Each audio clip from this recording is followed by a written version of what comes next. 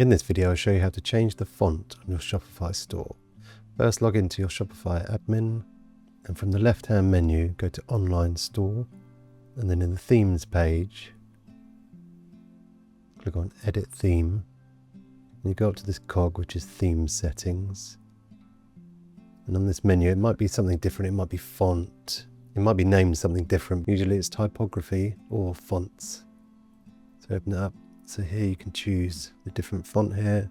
There are some other options here. You can change the size, capitals, etc. But you can change the actual body. So let's change this to...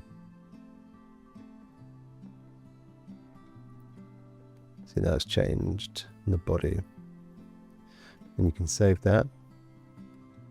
As I said, you can go down here and change the size so you can make it bigger. You'll have different options for different themes. That's bigger. Go down to 10. So once you've finished choosing what you want, you just click save.